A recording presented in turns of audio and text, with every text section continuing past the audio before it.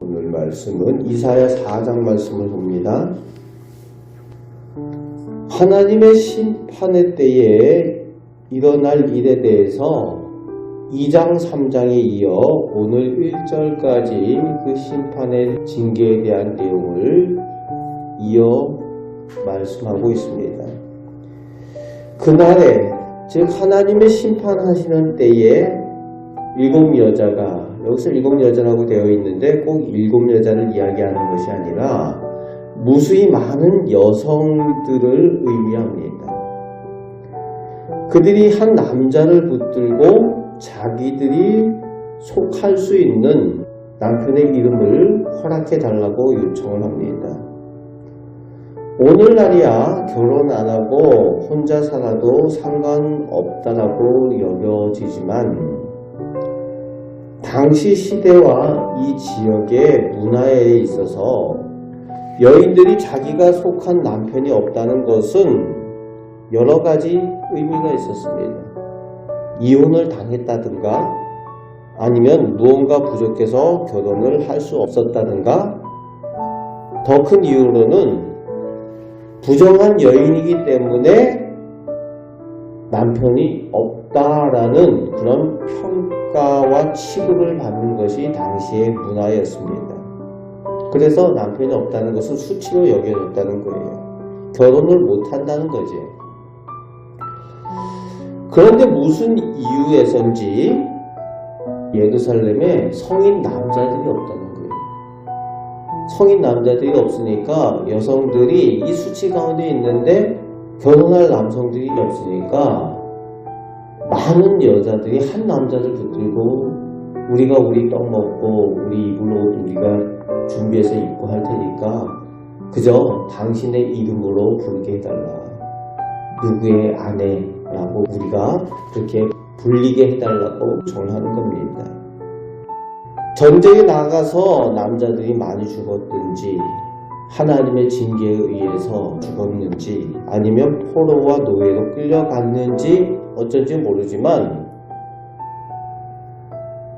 남편이 될 만한 남성들이 절대적으로 부족한 그런 사회가 되어졌다는 거죠. 국가와 사회에 약해진 그런 모습을 표현을 하고 있습니다. 그래서 남성들이 없다. 그러니까 국가의 힘이 약해지고 사회가 제대로 설 수 없는 그런 상황이 되어졌다는 거죠. 예전에 베트남이 그랬죠. 전쟁에 나가서 그 전쟁 중에 많은 남자들이 죽으니까 여성들밖에 남지 않아서 국가가 어려움을 겪고 힘이 약했던 그런 것처럼 지금 예루살렘 유다가 지금 그런 상황이라는 것이에요. 하나님께서 심판하시는 강력한 경고의 상황, 그것을 말씀하여 주고 있습니다. 그런데 2절부터 6절까지 이제 하나님께서는 단지 무서운 심판의 하나님으로 끝나시는 것이 아니라 자비의 하나님이신 것을 말씀하고 있습니다.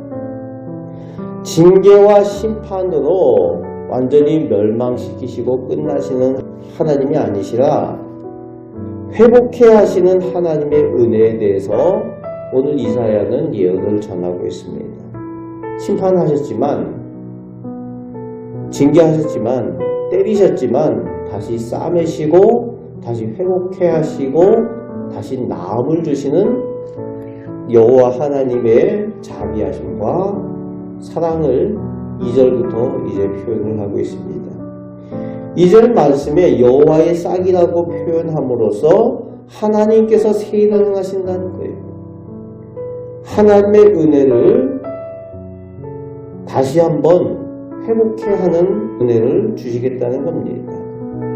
그리고 3절 말씀에 시온에 남아있는 자가 그 남아있는 예배자들이 거룩한 사람들 즉 성도로 불려지도록 다시 한번 하나님께서 은혜 내려주시겠다고 합니다.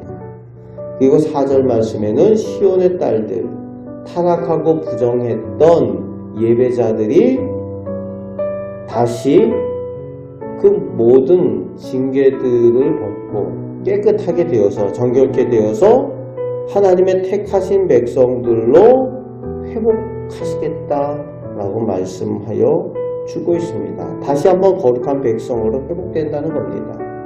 그리고 5절 6절에 하나님께서 유다 백성의 다시 한번 보호자가 되어주신다라는 표현을 쓰고 있습니다. 5절 6절 말씀을 보면은 출애굽한 이스라엘 백성들이 광야에서 경험했던 하나님의 모습을 볼 수가 있죠.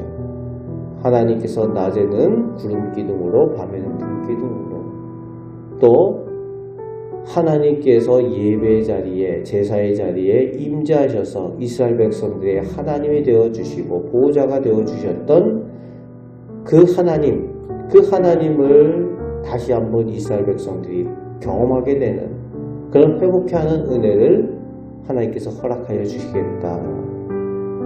그 자비의 하나님, 은혜의 하나님에 대해서 예언을 하고 있습니다. 우리가 여기서 기억해야 되는 것은 백성들이 무엇을 해서 다시 회복되고 거룩한 백성이 된 것이 아니라 하나님께서 이 일을 행하신다는 거지. 오직 하나님의 은혜로만 이 회복되어지는 은혜가 있게 되어진다는 거죠. 오직 하나님의 자비하심에 이것이 달려있다라고 오늘 예언의 말씀은 전하고 있습니다. 그렇습니다.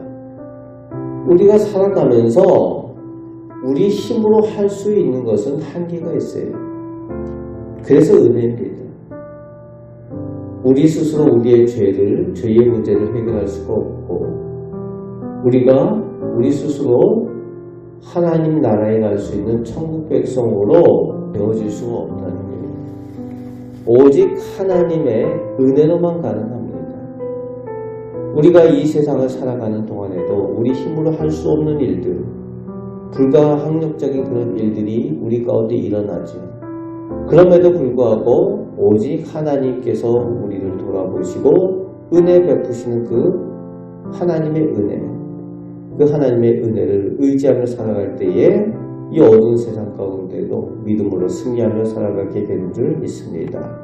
오늘도 그 은혜를 베풀어 주시는 그 하나님을 의지하며 승리하며 살아가시는 우리 목된 성도 되시기를 주님의 말씀으로 축복합니다. 아멘. 기도하겠습니다. 아버지 하나님, 우리가 세상을 살아가면서 저희의 삶을 돌아볼 때에 저희 사람의 힘으로 어찌할 수 없는 일들이 많이 있습니다. 그런 일들이 일어납니다. 그러나 하나님의 백성은 하나님께서 보호자가 되어주시고 선하게 인도하여 주시는 줄 믿습니다.